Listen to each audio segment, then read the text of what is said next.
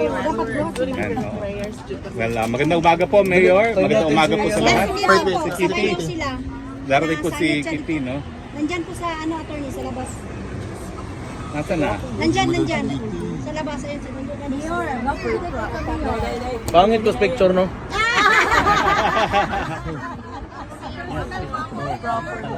Mayor, kailan po kayo dumating? Dito sa Daig. Kapon. Kapon na. Nang gabi. Ng gabi. Mga So, 6. So medyo, ano pa, jet lag pa. Actually, okay naman. Okay naman. Nakatulog naman ako. Sabi na maayos. Lang.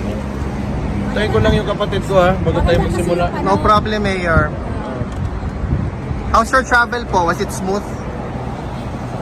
Layo kasi. Tagal, Hindi no? ako mahilig talaga ng long flights eh. Sa buhay ko.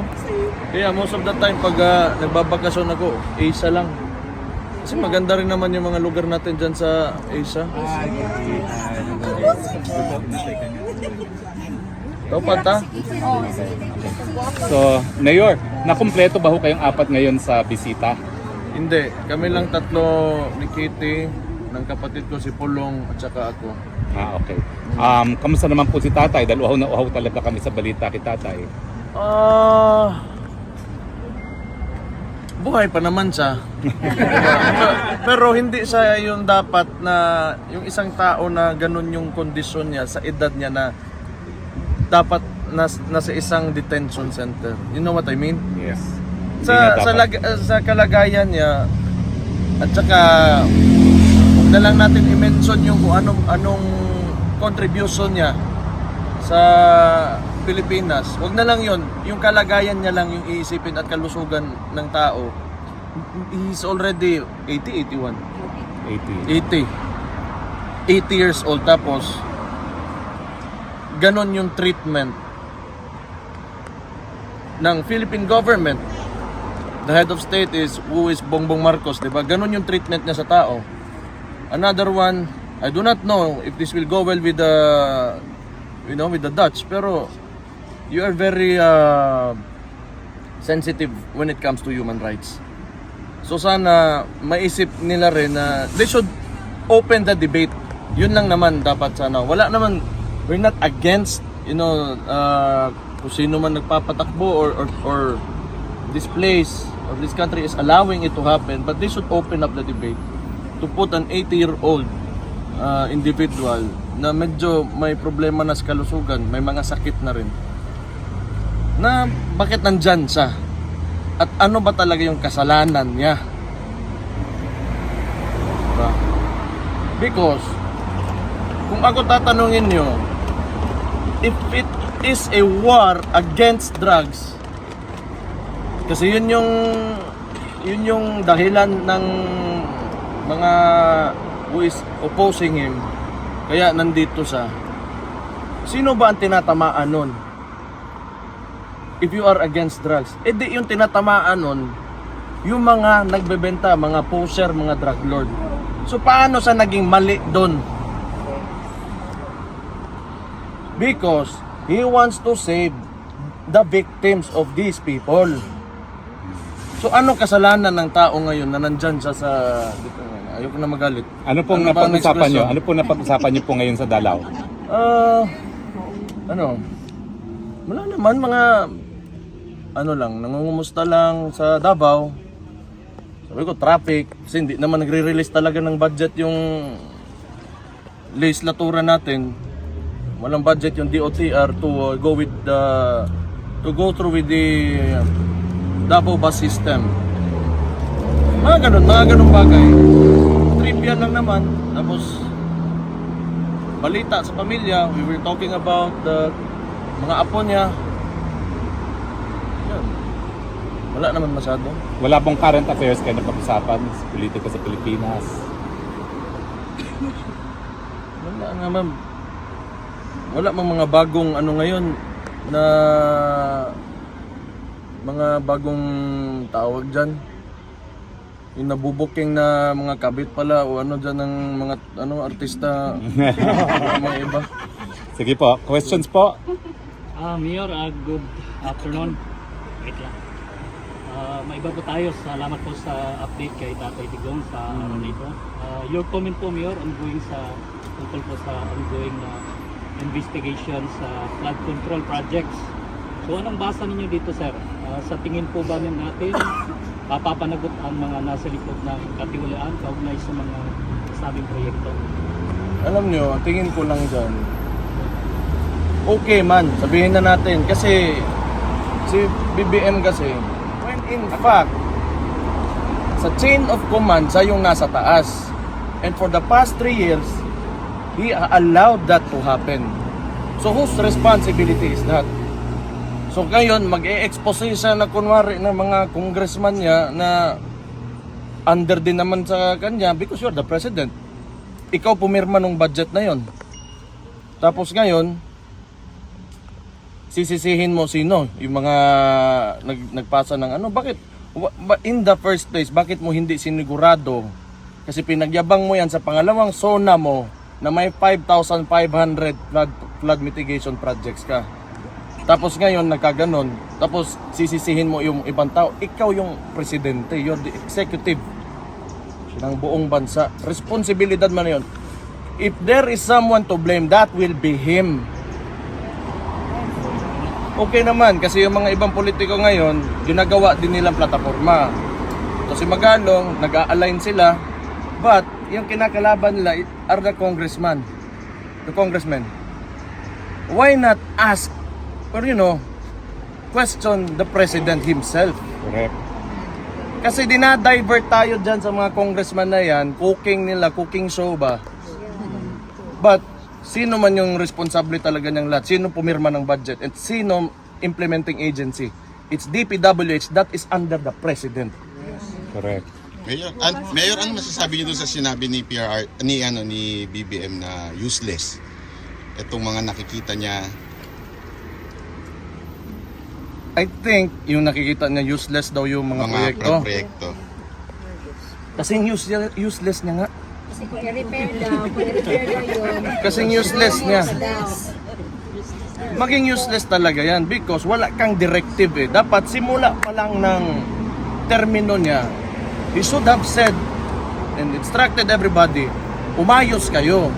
Wag niyong galawin yung pera ng taong bayan. Kasi yan, tayo lahat, nagbabayad ng buwis, ilalagay dyan, gagawing infrastruktura, kailangan maayos, walang masisira dyan. Ano ang unang ginawa niya? Dinismantle niya yung PACC. Yan yung watchdog ng corruption. Oh. So, who's responsible now? Siya.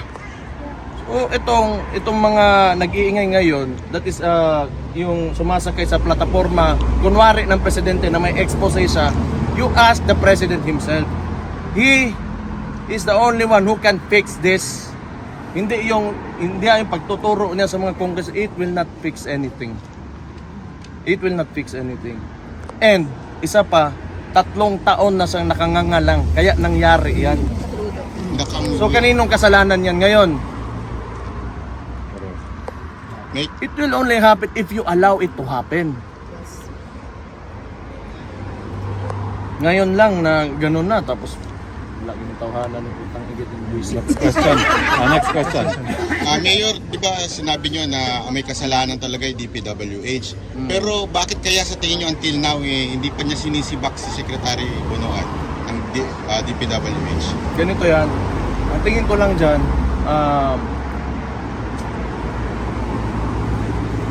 pag yan, yung issue na yan, nawala lang na parang bula. Kasi ginagawa niyang press release yan ngayon eh. PR stunt niya. Na pupunta sa doon, ganun. Kunwari, may nangyari talaga. Tapos walang makukulong na congressman o kahit sinong politiko, walang makukulong sa mga flood projects na yan. Ibig sabihin, palabas lang yan lahat. Diba? O kung serious talaga siya, sabi niya na, diba? Alam niya, may tinuro na siya, may mga pangalan ng mga kumpanya ng contractors na in-expose niya, then why not file a case? Kung talagang gusto mo ipakita sa tao, okay, you want to redeem yourself, sige, pakulong ka dyan. Kahit isang congressman lang. Yung mga nasa Committee on Appropriations po na nag-approve ng mga insertions kung dapat gawin dyan. Yung mga pinakamalalapit sa kanya. Sa ano? Kay Presidente, Speaker, at saka yung committee chairman na dating Zaldico. Si Zaldico yan. Oh. Si Stella Kimbo for a Opo. while, di ba? Opo. Tapos ngayon may bago. Yun. They should look into Zaldico. Kasi yun na nga. Pag tumahimik yan lahat bigla, tapos wala talagang resulta, na concrete result, na may nakulong, may nakuhan, somebody filed a case against somebody, cooking show. Cooking lang na. Mayor Paste, on a different matter, sir, may you share to the entire Filipino community what's the reason behind why your father summoned his 4 children to appear before him for a family visit? If it's possible only, sir.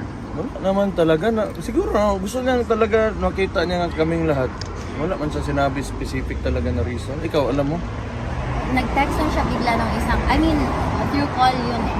Tapos ako ang gibalita sa inyo, di ba? Na Oo. gusto makita si Papa sa tumpat. Wala, out of No nowhere lang. serious reason actually. It was just Out of nowhere, gusto niya lang na kaming lahat. kunan niya lang ng strength.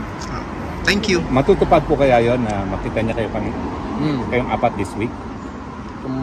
Tomorrow? No. 29 na tomorrow. Dili ba? Na tomorrow. Within the week. Within the week. Is there a message from the former president sa lahat ng mga milyong-milyong supporters niya na until now, almost 6 months already, still coming here outside the ICC detention facility? Hindi pa ba daw kayo napapagod? Hindi po. Can you tell him tomorrow that we will never be tired? Sinabihan ko, hindi talaga yan titigil hanggat hindi ka makakalabas. Ngayon, papunta raw dito si Trililing. Mag-aabot ba kayo dito? Trillanes? Oh. Tanaw na to. Kaya, dito po tayo. Kaya, Baka mag-set up na naman yan ng boxing ring na wala ako. Kailan nga ba ho? Wala na bang rematch kay Torre? Wala bang match kay Torre na sisipot siya? Ayaw ni ako hintayin makauwi. Ngayon, nabanggit po ba kay PRRD regarding sa mga flood control na investigation na gano'n? Na banggit ng kapatid ko. Wala naman siyang comment na ayun na nga. Kasi pag alam ko kasi mayor ako eh. Costing ng project, yung proyekto tama ba, hindi overpriced hanggang implementasyon, yung process talaga kung paano ka gagawa ng project. Pag sinunod mo lang yan, hindi yan masisira yung mga tinatayo mo na infrastruktura. Anton, meron ka pa? Yes, Mayor, last na lang po. With regards po sa public and private partnerships sa harapan na rin ng Davao International Airport, 3 companies which include Elinvest, GoPenly Group, and Changi Airport in Singapore. Ay interested po ito po sa operate through private-public partnership or PPP. The Davao International Airport area, according to Transportation Secretary Vince Dizon. Your comment po.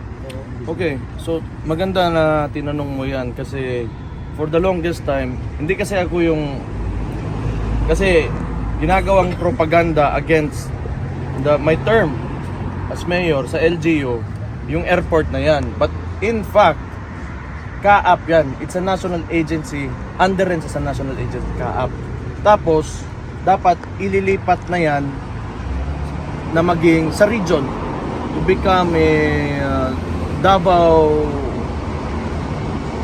regional airport. Under the region na siya. So, may board yan under ang mag-a-appoint yung Regional Development Council. So itong mga kalaban natin, yung mga opposition, hindi naman kalaban talaga, pero yung mga naysayers natin, sinasabi nila na Davao City is not taking care of that airport. Pangit daw ganun. Hindi naman talaga yan responsibilidad ko. Nandyan siya sa Davao, but it's for the region. So itong papasok ang tingin ko maganda kung Changi Airport talaga yung mapipili ng PPP. Kasi otherwise, sino yung the other two? Sa GoPenly Group, sa yung Gokong Wei, Yes, at sa Philinvest. Wala naman akong problema yan sa dalawang yan. Pero ang trabaho talaga ng Changi Airport is gumawa ng airport. Yung Philinvest, Real estate. land development, di ba? Si Gokong Wei, Cebu Pacific. So, meron silang mga aeroplano. But if you look at Singapore at yung airport nila, it's one of the best The best. in the world, if not the best. So, sana kung interested talaga yung Changi, pero it's a national decision. Hindi yan sa local. Thank you, Mayor. So matagal na yung ganon, siguro dahil di rin nila inaayos, alam niyo na si Tintin, pag may magandang mangyari sa Davao, magagalit si Tintin tsaka yung bangag. Ay, salamat. Bangag. Gamitin natin yan palagi. Mayor, sa tingin niyo po ba may pananagutan din si Speaker pagdating dito sa flood control? Kasi halimbawa po, yung sa Negros, di ba, tinanggal nila si Arnie Tevez. Ngayon, yung dating budget ni Arnie Tevez doon for the whole district is 2 billion.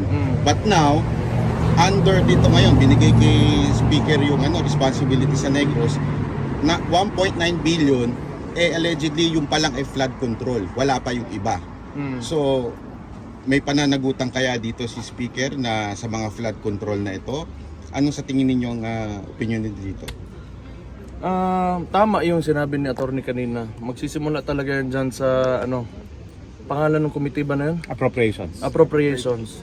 Diyan mo makikita kung paano nila inallocate yung pera. And kung makita talaga may tinayo, or kung may tinayo substandard o talagang walang tinayo, ganun. Probably. Pero alam nyo, actually somehow tama naman yung sinabi nila that they cannot investigate themselves.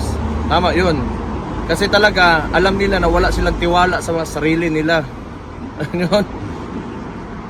Andyan naman yung executive, kaya nga yung presidente talaga dapat ang tatanungin. Kailangan niya, kung serious nga talaga to siya, buksan niya.